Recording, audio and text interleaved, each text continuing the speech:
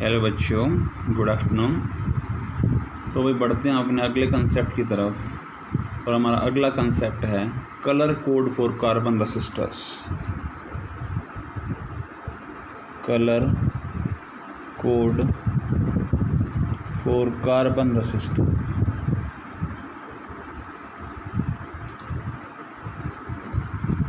Market में जो resistor मिलते हैं वो हमारे पास कौन से रेसिस्टर मिलते हैं भाई? कार्बन रेसिस्टर मिलते हैं। अब उसमें क्या होती है कि 4 स्ट्रिप लाई करते हैं। मान लीजिए ये कोई रेसिस्टर हम लेकर चल रहे हैं,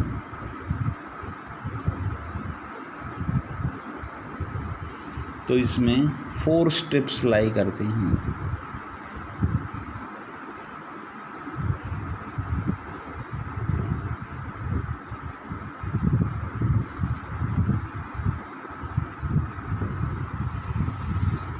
इन स्ट्रिप्स में कौन सा कलर आ रहा है, इसके बेस पर इस रेसिस्टर की रेसिस्टेंस की न्यूमेरिकल वैल्यू हम फाइंड आउट कर सकते हैं। तो उसके लिए डिफरेंट कलर से रिलेटेड कुछ न्यूमेरिकल कोड आपको याद रखने पड़ेंगे, और उसके लिए फिर एक सीक्वेंस यहाँ पर कलर्स की हम लेकर चलेंगे। B B R O Y G B, इसके बाद V G,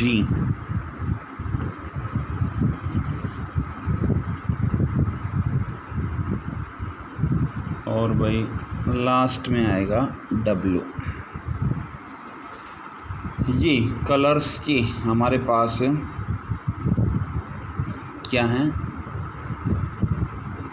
यहाँ पर हम कलर्स के लिए ये इनके स्टार्टिंग लेटर लेकर चल रहे हैं।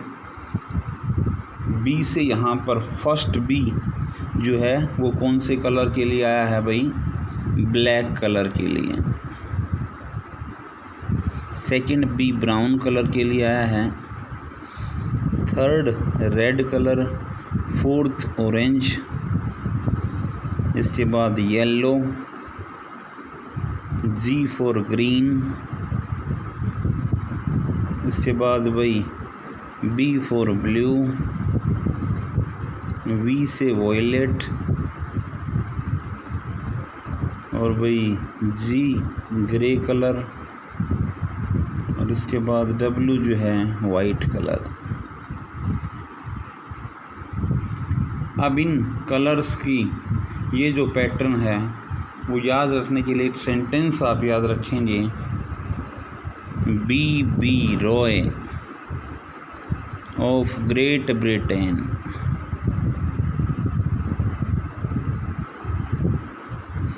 Has very good wife.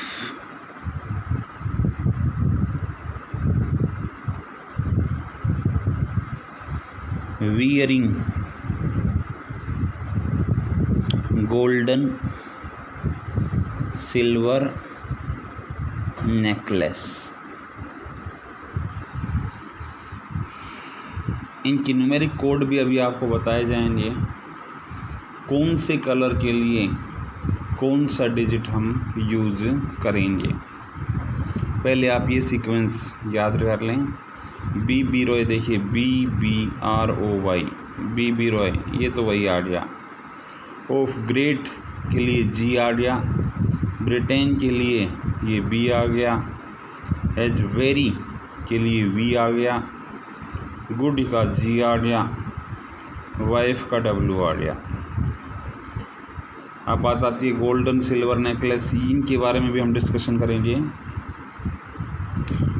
लेकिन उससे पहले कुछ और चीज़ें यहाँ पर हम डिस्कस कर लेते हैं। तो यहाँ पर ब्लैक कलर के लिए जो हमारा न्यूमेरिक कोड रहेगा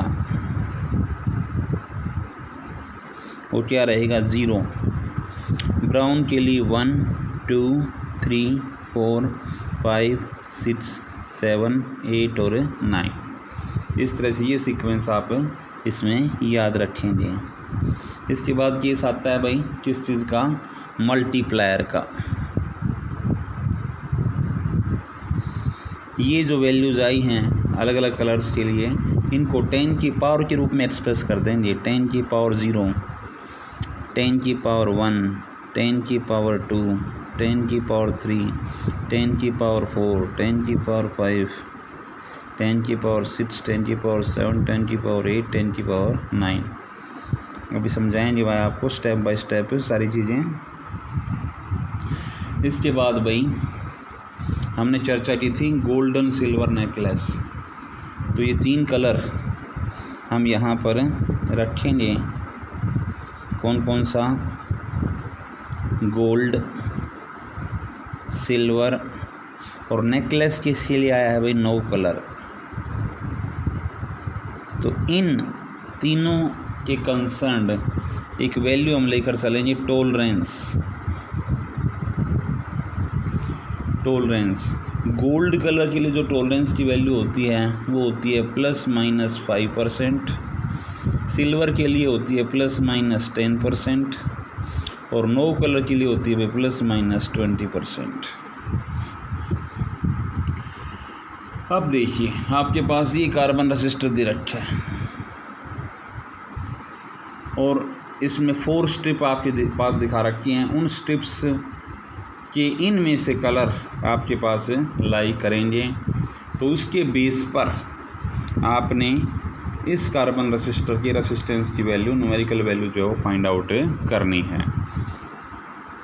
ये अपोजिट केस भी आ सकता है, आपके पास न्यूमेरिकल वैल्यू दे रखी हो और आपसे जो है कलर पूछे जाएं कि स्ट्रिप पर कौन कौन से कलर लाई करेंगे, तो वो भी आप इजीली फाइंड आउट कर सकते हैं।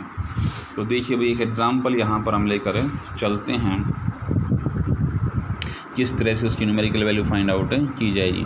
मान लीजिए फर्स्ट स्ट्रिप पर जो है वो कौन से कलर की है भाई, रेड कलर की। सेकंड स्ट्रिप जो है वो हमारे पास कौन से कलर की है भाई, ग्रे कलर की। थर्ड स्ट्रिप जो है वो हमारे पास है कौन से कलर की, येलो कलर की। और फोर्थ स्ट्रिप जो है वो यहाँ पर सिल्वर कलर की। फोर्थ स्ट्रिप याद रखेंगे, फर्स्ट 3 स्ट्रिप तो इन कलर्स में से आएगी और फोर्थ स्ट्रिप जो आएगी वो किस में से आएगी, या तो गोल्ड कलर की होगी या सिल्वर कलर की होगी, या फिर कोई भी कलर अगर लाई नहीं कर रहा है तो उसके लिए हम ±20% करेंगे। गोल्ड दे रखा है तो ±5% करेंगे। अब देखिए रेड कलर की अगर बात करते हैं तो इस सीक्वेंस में देखिए रेड कलर कहाँ आ रहा है, ये रेड कलर। इसके सामने इसका न्यूमेरिक कोड क्या है भाई, 2। तो फर्स्ट डिजिट यहाँ पर इस स्ट्रिप के कोरस्पॉन्डिंग क्या हो गया भाई, 2। इसी तरह से ग्रे कलर के लिए कोरस्पॉन्डिंग देखिए, ग्रे कलर, सॉरी ये तो ग्रीन है, ग्रे कलर ये यहाँ पर इसका न्यूमेरिक कोड कितना आ रहा है भाई, 8। तो इसका डिजिट आप रख लेंगे 8। इसके बाद थर्ड स्ट्रिप जो आ रही है वो मल्टीप्लायर के रूप में आ रही है भाई। अब देखो थर्ड कौन सी आ रही है, येलो। येलो के कंसर्न चले जाओ, मल्टीप्लाई क्या है, 10 की पावर 4। तो यहाँ पर ये वैल्यू हो गई भाई 10 की पावर 4।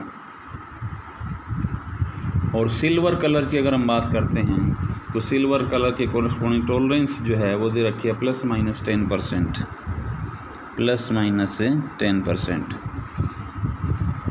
तो इस इंफॉर्मेशन के बेस पर, इस कलर के बेस पर, ये अलग अलग जो स्ट्रिप दे रखे हैं डिफरेंट कलर्स की, उसके बेस पर आपसे इस रजिस्टर के रेसिस्टेंस, इस कार्बन रजिस्टर के रेसिस्टेंस की वैल्यू अगर पूछी जाए तो क्या वैल्यू होगी भाई, पहले दोनों डिजिट्स को इकट्ठा रख लेंगे, 28 मल्टीप्लाई बाई जो 10 की पावर यहाँ पर आ रही है और साथ में फिर आ जाएगा प्लस माइनस ये जो टॉलरेंस यहाँ पर ली जा रही है। तो इस कार्बन रजिस्टर की वैल्यू, न्यूमेरिकल वैल्यू कितनी हो जाएगी भाई, 28 × 10 की पावर 4 ±10%। इसी तरह से अगर न्यूमेरिकल वैल्यू दे रखी हो तो उसके बेस पर कलर्स को फाइंड आउट किया जा सकता है। फॉर एग्जांपल आपके पास दे रखा हो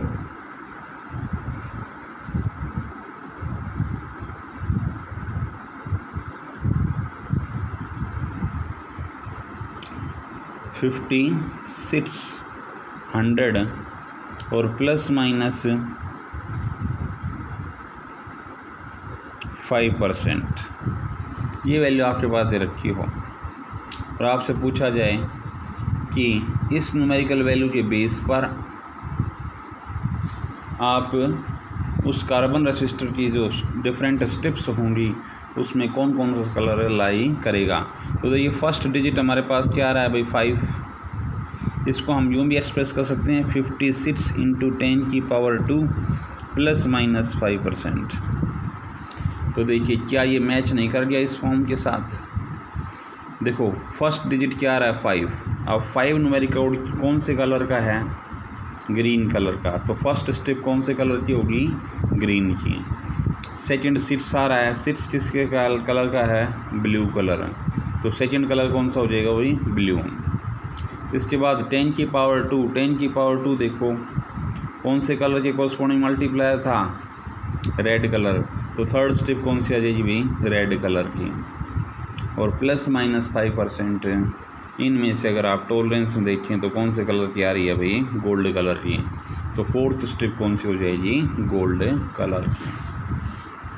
तो इस तरह से आप कार्बन रेसिस्टर के कंसर्न अगर वहाँ पर स्ट्रिप्स के कलर आपको दे रखे हैं तो उसके बेस पर उसकी न्यूमेरिकल वैल्यू निकाल सकते हैं, और अगर न्यूमेरिकल वैल्यू दे रखी है तो उसके बेस पर स्ट्रिप्स के कलर आप फाइंड आउट कर सकते हैं।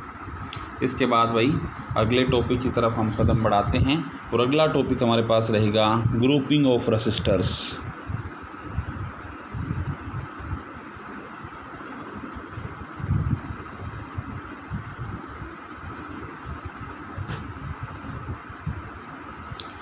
ग्रुपिंग ऑफ रेसिस्टर्स, तो रेसिस्टर्स की ग्रुपिंग आपने 10th क्लास में भी पढ़ी थी। सीरीज़ और पैरेलल कॉम्बिनेशन रेसिस्टर्स के स्टडी किए थे, वही एक तरह से यहाँ पर आपका रिवीजन रहेगा। तो मान लीजिए यहाँ पर ये रेसिस्टर आपको दिए हुए हैं,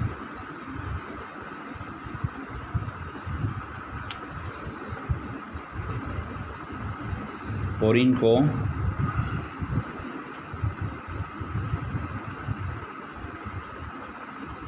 एक बैटरी के थ्रू जो है वो कनेक्ट करवा रखा है।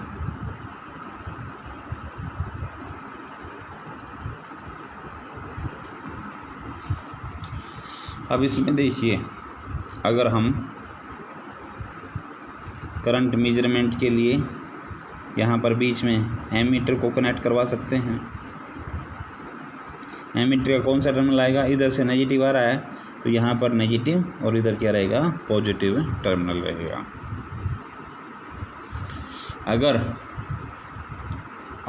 अगर 3 रजिस्टर आप लेकर चल रहे हैं जिनकी रेसिस्टेंसेस की वैल्यू R1, R2 और R3 है। अब ये कौन से कॉम्बिनेशन में है, सीरीज़ कॉम्बिनेशन में। तो सीरीज़ कॉम्बिनेशन में होंगे तो एक तो रजिस्टर R1 के अक्रॉस कुछ न कुछ पोटेंशियल की वैल्यू लाई करेगी जिसको V1 से रिप्रेजेंट कर दिया, एक पोटेंशियल की वैल्यू R2 के अक्रॉस V2 से रिप्रेजेंट कर दिया, और एक फिर R3 के अक्रॉस V3 से हमने रिप्रेजेंट कर दिया। जहाँ तक करंट की बात है तो करंट हर एक के अक्रॉस सेम फ्लो करेगा।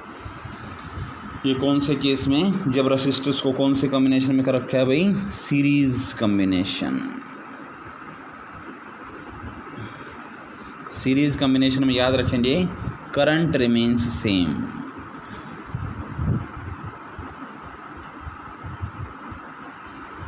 इन ईच रेसिस्टर, इस रेसिस्टर के अक्रॉस भी करंट आई रहेगा, इसके अक्रॉस भी आई रहेगा और इसके अक्रॉस भी आई रहेगा, लेकिन इंडिविजुअल रेसिस्टर के अक्रॉस पोटेंशियल की वैल्यू में क्या आ जाएगा, चेंज आ जाएगा। तो यहाँ पर अगर इन तीनों के कम्बिनेशन में अगर पोटेंशियल हम लेकर चलें तो वो पोटेंशियल को अगर आप V से रिप्रेजेंट कर रहे हैं तो बताइए वो उस टोटल पोटेंशियल को इन तीनों इंडिविजुअल पोटेंशियल के सम के रूप में एक्सप्रेस किया जा सकता है।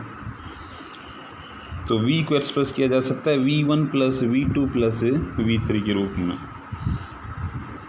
अब ओम्स लॉ का कंसेप्ट आपने पढ़ा हुआ है, V = IR, तो उस कंसेप्ट के बेस पर V को एक्सप्रेस किया जा सकता है I × RS। RS stand for resistor, यहाँ पर सीरीज़ कम्बिनेशन के कारण जो इक्विवेलेंट रेसिस्टेंस आएगा उसकी वैल्यू।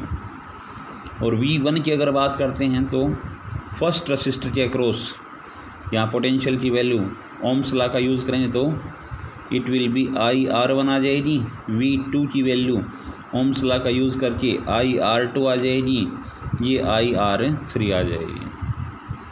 अब देखिए दोनों साइड में I कॉमन आ रहा है, ये IRS आ गया और इधर I कॉमन आ जाएगा, R1 + R2 + R3। देखिए I से I कैंसिल आउट। तो बताइए सीरीज़ कम्बिनेशन में जो इक्विवेलेंट रेसिस्टेंस आ गया वो इंडिविजुअल रेसिस्टेंस के टोटल सम के इक्वल आ गया, नहीं आ गया। जितने भी रेसिस्टर आप सीरीज़ में कंबाइन करके लेकर चल रहे हैं उन सब की रेसिस्टेंस की वैल्यू का जो टोटल सम होगा वो वैल्यू प्रोवाइड होगी इक्विवेलेंट रेसिस्टेंस के इक्वल। तो इसमें याद रखने वाली बात क्या है कि सीरीज़ कम्बिनेशन में जब भी रेसिस्टर्स को आप कंबाइन करेंगे तो उस केस में करंट की वैल्यू वहाँ पर सेम रहेगी और पोटेंशियल की वैल्यू वहाँ पर क्या होगी, चेंज होगी। इसी तरह से अगला कम्बिनेशन हम यहाँ पर लेकर चलेंगे पैरेलल कम्बिनेशन।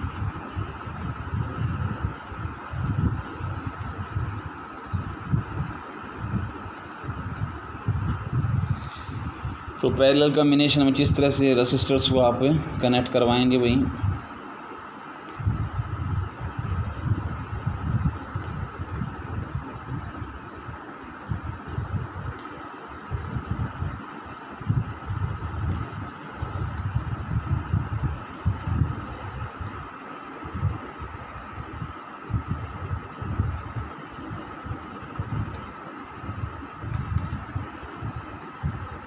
ये बैटरी यहाँ पर हमने कनेक्ट करवा दी, वही रेसिस्टर R1 R2 R3 हमने ले लिए।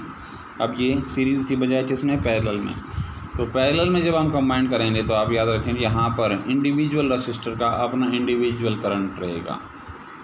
अब करंट यहाँ पर क्या हो जाएंगे, चेंज हो जाएंगे। तो इसके अक्रॉस मान लीजिए करंट I1 ले रहे हैं, इसके अक्रॉस मान लीजिए करंट I2 ले रहे हैं, इसके अक्रॉस मान लीजिए करंट I3 ले रहे हैं। ये यहाँ से फिर तीनों कंबाइंड होके फिर वही जो टोटल यहाँ से I के रूप में करंट हमने इनिशियल केस में लिया था वो इस पॉइंट पर जाने के बाद 3 पार्ट्स में डिवाइड हो गया। यहाँ पर फिर वो तीनों कंबाइंड हो गए और फिर यहाँ से जब वो करंट निकलेगा तो कितना निकलेगा भाई, I करंट निकलेगा। जहाँ तक पोटेंशियल की बात है तो पैरेलल कम्बिनेशन में याद रखेंगे पोटेंशियल की वैल्यू अब यहाँ पर क्या रहेगी, सेम रहेगी। जैसे सीरीज़ कम्बिनेशन में हर एक रेसिस्टर के अक्रॉस करंट की वैल्यू सेम रही थी, ऐसे ही यहाँ पर पैरेलल कम्बिनेशन में हर एक रेसिस्टर के अक्रॉस किस चीज़ की वैल्यू, पोटेंशियल की वैल्यू क्या रहेगी, सेम रहेगी। तो जो चीज़ चेंज हो रही है, अब टोटल करंट की बात करें अगर तीनों की कम्बिनेशन से, तो टोटल करंट अगर हम I लेकर चल रहे हों तो I को एक्सप्रेस किया जा सकता है भाई I1 + I2 + I3। अब यहाँ पर फिर ओम्स लॉ अप्लाई कर दीजिए। V = IR होता है तो I = V/R हो जाएगा। उसके बेस पर I = V/RP से एक्सप्रेस कर दिया। RP stand for the equivalent resistance in parallel combination.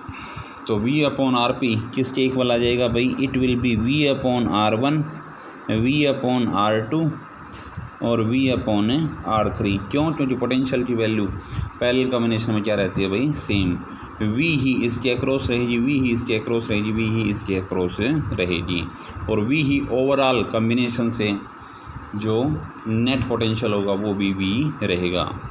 तो दोनों इस साइड में देखिए भाई V कॉमन आ जाएगा और अंदर क्या रह गया 1/R1 plus 1/R2 plus 1/R3।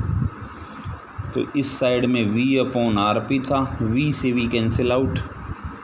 बताइए 1/RP it will be 1/R1 plus 1/R2 plus 1/R3। आ गया नहीं आ गया? तो जब भी रसिस्टर्स को आप पैरेलल कॉम्बिनेशन में कंबाइन करते हैं तो उसमें जो इक्विवेलेंट रेसिस्टेंस आएगा उसकी वैल्यू कैसे फाइंड आउट होगी? उसकी रेसिप्रोकल वैल्यू किसके इक्वल आएगी? The individual sum of reciprocal values of individual resistances. 1/RP it will be 1/R1, 1/R2 और 1/R3 के सम के इक्वल वहाँ पर आ जाएगी। तो ये तो हुआ भाई कम्बिनेशन ऑफ रसिस्टर्स। इसके बाद भाई हम बढ़ते हैं अपने अगले कंसेप्ट की तरफ, और अगला कंसेप्ट यहाँ पर रहेगा भाई किस चीज़ का? बहुत ही इम्पोर्टेंट टर्म हम यहाँ पर लेकर चलेंगे। 3 इम्पोर्टेंट टर्म यहाँ पर हम डिस्कस करेंगे। कौन कौन सी? एक है EMF ऑफ सेल, एक है internal resistance of cell,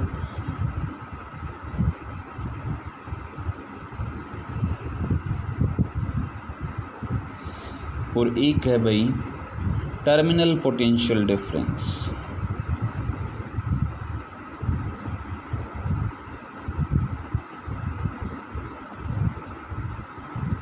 of cell.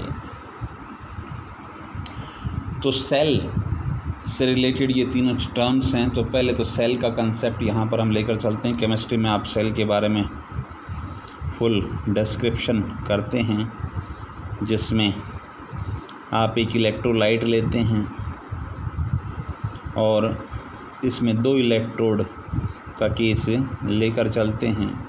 एक पॉजिटिव इलेक्ट्रोड होता है और दूसरा कौन सा होता है भाई? Negative electrode. और यहाँ पर ये क्या होता है? इलेक्ट्रोलाइटिक सॉल्यूशन होता है। तो EMF फर्स्ट टर्म हम यहाँ पर क्या लेकर चल रहे हैं? EMF of cell. EMF of cell क्या है? इन दोनों इलेक्ट्रोड्स के बीच में जो मैक्सिमम पोटेंशियल डिफरेंस लाई कर रहा है, उस मैक्सिमम पोटेंशियल डिफरेंस को उस सेल की क्या कहेंगे? EMF कहेंगे। कब? जब उस सेल के अक्रॉस कोई भी करंट ड्रा नहीं किया जाता। मीन्स सेल किस में है? ओपन सर्किट में है। सेल किस में है? ओपन सर्किट में है। तो ये इन दोनों पॉइंटों के बीच में जो पोटेंशियल डिफरेंस रहेगा वो क्या बोला जाएगा? EMF of cell. इसके बाद बात आती है इंटरनल रेसिस्टेंस ऑफ सेल की। इंटरनल रेसिस्टेंस ऑफ सेल क्या होगा? The resistance offered by electrolyte and the electrodes of the cell. उस सेल के इलेक्ट्रोलाइट और उसके दोनों इलेक्ट्रोड्स से के कंसर्न्ड जो रेसिस्टेंस ऑफर होता है जब करंट जो है वहाँ पर फ्लो होता है सेल में से, तो ये कितना रेसिस्टेंस ऑफर करते हैं दोनों इलेक्ट्रोड और वो इलेक्ट्रोलाइट, वो जो है वो क्या बोला जाता है? Internal resistance of cell. इसके बाद बारी आती है टर्मिनल पोटेंशियल डिफरेंस की। तो जैसा कि नाम से क्लियर हो रहा है ये पोटेंशियल डिफरेंस की वैल्यू है। तो ये पोटेंशियल डिफरेंस कब लिया जाएगा? जब सेल को क्लोज्ड सर्किट में हम लेकर चलते हैं। मीन्स अब जो है सेल के क्रॉस करंट को ड्रा किया जाएगा। तो ये 3 इम्पोर्टेंट टर्म थे यहाँ पर EMF, इंटरनल रेसिस्टेंस और टर्मिनल पोटेंशियल डिफरेंस की। अब एक बहुत ही इम्पोर्टेंट यहाँ पर पॉइंट आप रखेंगे कि भाई इंटरनल रेसिस्टेंस, किसी सेल का इंटरनल जो रेसिस्टेंस है वो किन किन चीज़ों पर डिपेंड करता है। तो किन किन चीज़ों पर डिपेंड करेगा भाई? इंटरनल रेसिस्टेंस ऑफ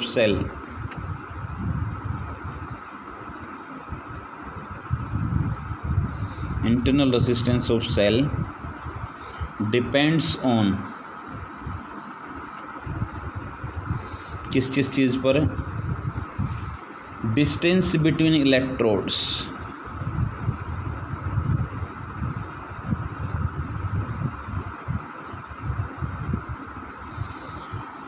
दोनों इलेक्ट्रोड्स के बीच की डिस्टेंस पर डिपेंड करता है। और किस चीज़ पर डिपेंड करता है भाई, नेचर, कंसंट्रेशन एंड टेम्परेचर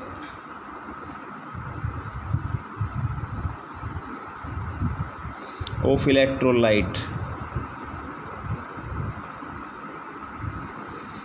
और किस चीज़ पर डिपेंड करता है भाई, nature of electrodes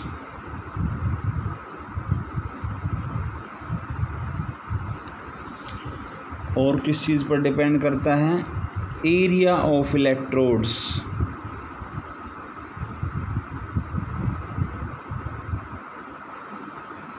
immersed in electrolyte।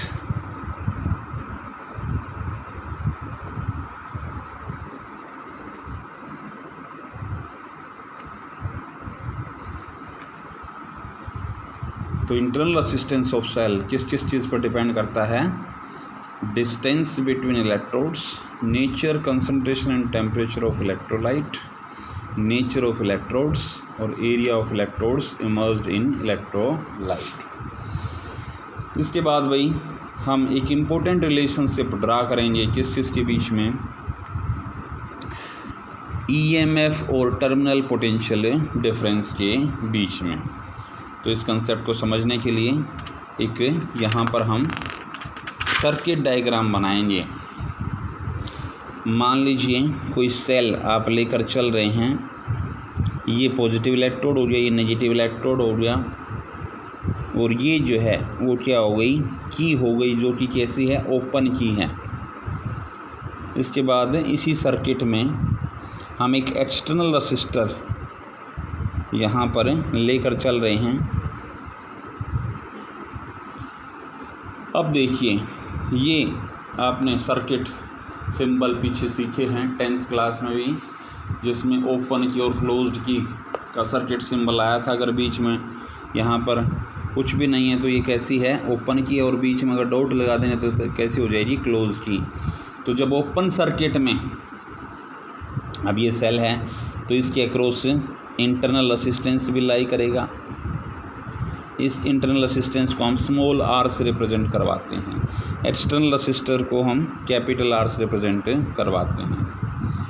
अब देखिए, इस सेल के दोनों इलेक्ट्रोड्स के अक्रॉस हमने क्या यहाँ पर इंट्रोड्यूस करवा दिया, एक वोल्ट मीटर को इंट्रोड्यूस करवा दिया भाई। वोल्ट मीटर को इंट्रोड्यूस करवाएं तो पॉजिटिव टर्मिनल के साथ पॉजिटिव और नेगेटिव टर्मिनल के साथ नेगेटिव यहाँ पर आएगा। अब एक केस तो वो जब ये की कैसी है भाई, ओपन की है, तब वोल्ट मीटर की रीडिंग नोट करेंगे। ये जो वोल्ट मीटर की रीडिंग होगी, ये किस चीज़ की वैल्यू यहाँ पर देगी हमें, ईएमएफ ऑफ द सेल। अभी समझाया था आपको ईएमएफ का concept.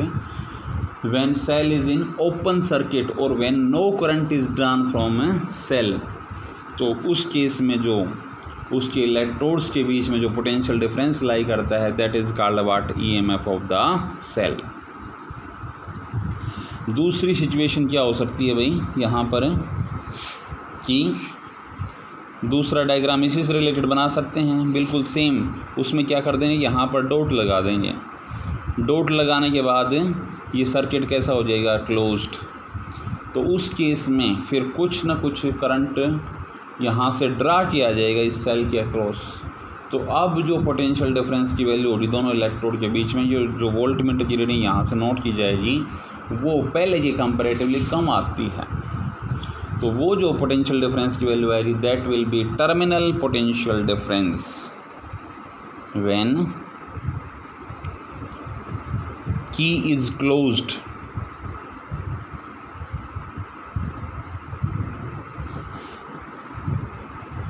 then potential difference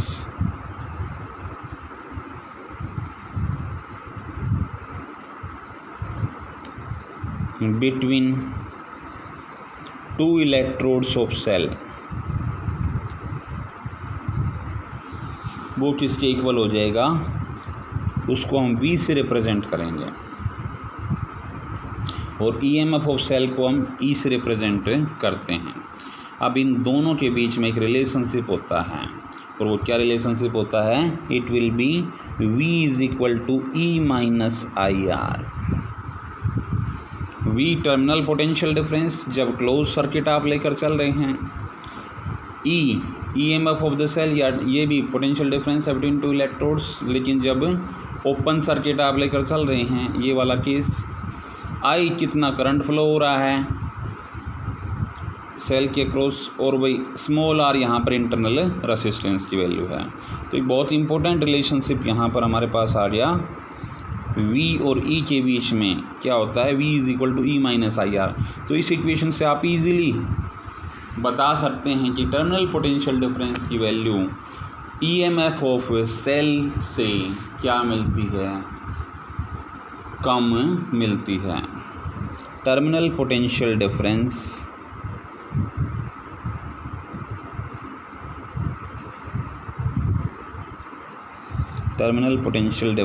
will be less than EMF of a cell।